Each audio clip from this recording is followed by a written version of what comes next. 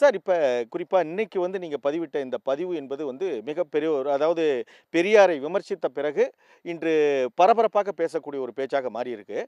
அப்படி இந்த புகைப்படத்த நீங்க தான் பண்ணி குடுத்தீங்க அப்படின்றதுக்கு என்ன ஆதாரம்? இதோட பின்னணி என்னங்க சார்? அதாவது நான் தொலைக்காட்சியில டைட்டில் அனிமேட்டரா நான் ஒர்க் பண்ணிட்டு இருந்தேங்க. அப்போ தான் வந்து நம்ம செங்கோட்டையன்லாம் அங்க வந்து வேலை செய்றாரு. செங்கோட்டையன்கிறவரு ஒரு நிகழ்ச்சி தயாரிப்பாளரா இருந்தவர். அவரு சீமன் அண்ணன் கூடவும் ரொம்ப நெருக்கமா இருக்கக்கூடியவரு. அப்போ ஒரு நாள் வந்து அவரு சில புகைப்படங்கள் டவுன்லோட் பண்ணிட்டு ஒரு டிவிடில போட்டு எடுத்துட்டு வந்தார். அதாவது தலைவர் பிரபாகரன் அவர் வந்து மகேந்திரன் சார் கூட இருக்கிறது, இன்னும் வேறு சில புகைப்படங்கள்லாம் அவருக்கு கிடைச்ச புகைப்படங்கள்லாம் எடுத்துக்கிட்டு, அண்ணன் சீமானுடைய புகைப்படத்தையும் எடுத்துட்டு வந்து, இது 2யும் பக்கத்துல பக்கத்துல இருக்கிற மாரி எனக்கு வேணும்னு சொல்லி கேட்டார். அப்ப நான் எதுக்குன்னு கேட்டப்போ, நாங்க அவருக்கு சர்ப்ரைஸா அவருக்கு கிஃப்ட் குடுக்குறதுக்காக வேணும். நீங்க எடிட் பண்ணி குடுத்தா அவரு வீட்ல ஃப்ரேம் போட்டு வச்சுப்பாரு அப்படின்னு சொல்லி என்கிட்ட கேட்டார். அப்போ ஒரு நேச்சரா ஒரு லைவா ஒரு விஷயத்த பண்றோம் அப்படிங்கும்போது ரொம்ப இன்ட்ரெஸ்ட்டா ஆயிடுச்சு. என்னால முடிஞ்ச அளவுக்கு அத நான் எடிட் பண்ணி குடுத்துருந்தேன். ஆனா இப்போ அதெல்லாம் பார்க்கும்போது எனக்கு நிறைய குறைபாடுகள் தெரியும். அவரோட தலைக்கும் பின்னாடி ஷேடோ வச்சிருப்போம். அண்ணனோட கைக்கு பின்னாடி அந்த ஷேடோ வைக்க மறந்திருப்போம். வைக்காம விட்டுருப்போம். அந்த ஷேடோ அதே இப்போ ஒருத்தருக்கு ஷேடோ விழுதுன்னா தலைக்கு பின்னாடி இருக்கும். இன்னொருத்தவங்க பின்னாடி இருக்கும்ல. தலைவரோட படத்துக்கு பின்னாடி அந்த ஷேடோலாம் வச்சிருக்க மாட்டோம். அது அந்த அளவுக்கு டீட்டெயிலா பண்ணணும் அப்டின்லாம் நெனச்சு பண்ணல. சரி ஒரு ஃப்ரேம் போட்டு மாட்டுறதுக்காக அண்ணன் கேட்குறாரு அப்டின்னு சொல்லிட்டு, செங்கோட்டையனுக்காக பண்ணி குடுத்த அந்த புகைப்படம் நான் எடிட் பண்ணி குடுத்த புகைப்படம்.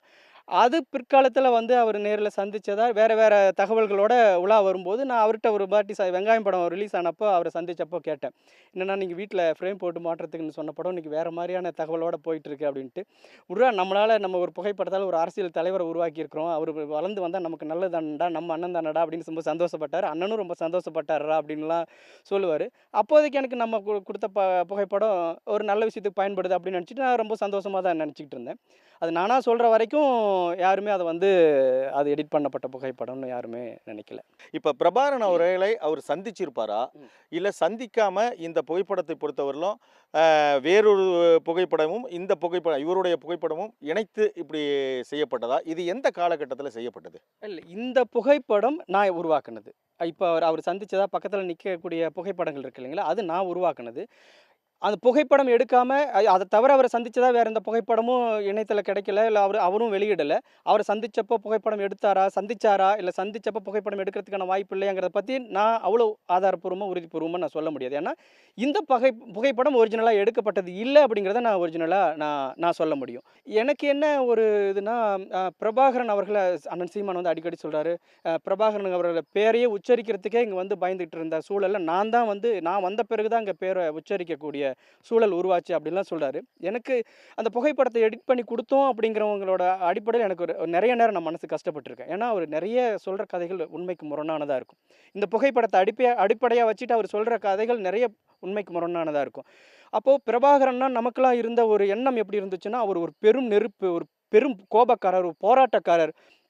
தான் எடுத்த கொள்கையில சிறிதும் பிசகாத ஒரு போர்க்குணம் கொண்டவர் அப்படிங்கிற ஒரு பிம்பம் நமக்குங்கிற தமிழகத்துல வாழக்கூடிய இளைஞர்களுக்கு இருந்துச்சு இல்லைங்களா? இவர் போய் சந்திச்சுட்டு வந்துட்டதா அதுக்கு பிறகு இவர் சொன்னதெல்லாம் என்ன ஆயிருச்சுன்னா, அங்க 2008, 2009 காலகட்டங்கள்ல அங்க போர் நடந்துகிட்டு இருந்த சூழல்ல, அங்க வந்து புலிகள் போயிட்டு போர்க்களத்துல போயிட்டு கை, கால் இழந்தவங்களும், கண் இழந்தவங்களும், சதை இழந்தவங்களும், உயிர் இழந்தவங்களும் அங்க போர்க்களத்துல செத்துக்கிட்டு இருக்கும்போது, இவரு சீமான் அண்ணன கூப்பிட்டு வச்சுக்கிட்டு கறி வறுத்து போட்டுக்கிட்டும், வந்து ஆமக்கறி வறுத்து போட்டுக்கிட்டும் அவருக்கு வந்து துப்பாக்கியில வந்து வ க க பயிற்சி குடுத்துக்கிட்டும், விளையாட்டு காட்டிக்கிட்டும், ஒரு ராணுவ கட்டுப்பாடுன்னா, ஈழத்து ராணுவ கட்டுப்பாடுக்கெல்லாம் ராணுவ கட்டுப்பாடுங்கிற வார்த்தை பொருந்தவே பொருந்தாதுங்க. அதையும் தாண்டி வேற மாதிரியான ஒரு கட்டுப்பாடு. அவ்வளவு கட்டுப்பாடா இருக்கக்கூடிய உலகமே பார்த்து வியந்த அந்த கட்டுப்பாட்டுல இருந்தவங்க, இவரு போனாருன்னு சொல்லிட்டு அங்க போர் நடந்துகிட்டு இருக்கும்போது பன்னிய சுட்டு, மான சுட்டு எனக்கு குடுத்தாங்கன்னு சொன்ன கதைகள்லாம் என்ன ஆயிடுச்சுன்னா, இப்ப அடுத்தது புதுசா வர இளைஞர்கள் கிட்ட இவரு அங்க போர் நடந்துகிட்டு இருந்துச்சு. இவரு வந்து குடும்பத்தோட வந்து விருந்தினர்கள வச்சுட்டு கும்மாளம் அடிச்சுட்டு இருந்திருக்காரு போல. வரவனுக்கெல்லாம் கறி வறுத்து போட்டுட்டு இருந்திருக்காரு போல. தமிழ்நாட்டுல இருந்து சினிமாக்காரன கூப்பிட்டு வந்து கூத்தடிச்சுட்டு இருந்திருக்காரு போலங்கிற பிம்பத்த தான் ஏற்படுத்துச்சே ஒழிய, அந்த போர்க்குணம் மாறி போச்சு. அவர் மேல இருந்த பிம்பம் உடைஞ்சு, எப்படி ஒரு நெருப்ப மிதிக்கிறதுக்கு பயந்த ஒரு எதிராளிகள் என்னன்னா, இவர் நெருப்ப அணைச்சு அத வந்து மிதிங்கடான்னு சொன்ன மாரி ஆயிடுச்சு. என்னால தாங்க முடியாது. நாம உருவாக்கி குடுத்த புகைப்படம் ஏற்படுத்துற விளைவுங்கும்போது எனக்கு தாங்க முடியாது. ஆனாலும் சரி, இது நம்ம ஒருத்தர்ட்ட யார்ட்டயும் சொல்ல மாட்டேன்னு சொல்லிட்டோமே! அப்படிங்கிற ஒரு ஒரு எத்திக்க்காக அப்படியே கட்டுப்பட்டு அப்படியே இருந்துட்டேன். அதுக்கு அடுத்து அவரு தொடர்ந்து இப்ப ஏன் அத வந்து நான் சொல்லணுங்க அப்படி சூழல் வருதுன்னா, ஈழத்துல தமிழர்களுக்கு அரணா இருந்தவர் எப்படி அண்ணன் பிரபாகரனோ, அதே மாரி தமிழ்நாட்டுல சமூக நீதிக்கு இன்னைக்கு தமிழர்கள்ட்ட பிற்போக்கு சக்திகள் உருவாகாம, ஊடுருவாகாம இருக்குன்னா, அதுக்கு பெரியார் ஒரு காரணமா இருந்தார். இங்க தமிழகத்துல வந்து சமூக நீதிக்கு எதிரா நம்ம எதெல்லாம் வந்து உள்ள வரத்துக்கு தயாரா இருக்கோ, அவங்களுக்கெல்லாம் வந்து வழிவிட்டு, இங்க இருக்கிற சமூக நீதிக்கு காப்பாத்தக்கூடிய தலைவர்கள்லாம் அவர் வந்து டேமேஜ் பண்றது, இதெல்லாம் பார்க்கும் பொழுது, இவர் வேற எங்கேயோ பணம் வாங்கிட்டு தான் வந்து அரசியல் பண்ண ஆரம்பிச்சுட்டாரோ! ஒரு நல்ல ஒரு தமிழர்களுக்கு வழிகாட்டுதல் கூட குடுக்கக்கூடிய தலைவரா வரணும்னு நெனைக்கிற வருவாருன்னு நெனைக்கிற வரைக்கும் எனக்கு அந்த புகைப்படம் மகிழ்ச்சியா தான் இருந்தது. எப்போ நாம எதெல்லாம் நடக்கும்னு நெனச்சோனோ, அதுக்கு முரணா வந்து அந்த புகைப்படத்த பயன்படுத்தி, அத ஆதாரமா வச்சு, தமிழகத்துக்கும் சரி, ஈழத்துக்கும் சரி, இவர் வந்து எங்கேயோ யாரோ ஒரு பெரிய கட்சிகிட்டயோ, வேற யாரோ வந்து இந்த தமிழகத்த வந்து கைப்பற்றணும்னு நெனைக்கக்கூடிய ஒரு பிற்போக்குவாத சக்திகிட்டயோ ஒரு பணம் வாங்கிக்கிட்டு அரசியல் பண்ண ஆரம்பிச்சுட்டாரு. தன் பிழைப்புவாதத்துக்காக அந்த புகைப்படத்த பயன்படுத்துறாரு அப்படிங்கும்பொழுது எனக்கு நாம அத வந்து அந்த புகைப்படத்த எடிட் பண்ணி குடுத்தது ரொம்ப தப்பு அப்படிங்கிற மாரியான ஒரு குற்ற உணர்வு எனக்கு வர ஆரம்பிச்சது. அதுக்கப்புறம் தான் இத வந்து நான் வெளியில சொல்லணும் அப்படின்னு நான் நெனச்சேன். உடனுக்குடன் செய்திகளை தெரிந்து கொள்ள சன் நியூஸ் பெல் ஐகானை கிளிக் பண்ணுங்க.